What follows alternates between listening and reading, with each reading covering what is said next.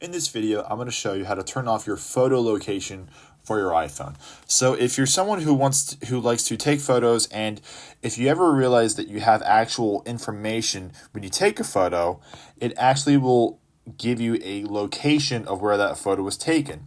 So there is a very quick way to turn that off. So what we can do is come out of your photos, go over to your settings, and then scroll down until you see privacy and security. So here you want to go to the very top where it says location services.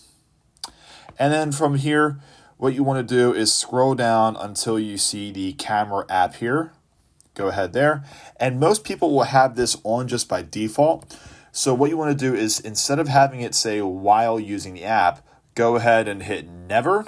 And now every photo from this point forward will have no location, so that someone doesn't know where the photo was taken. And that is it. That is how you would go about turning off your photo location on your iPhone.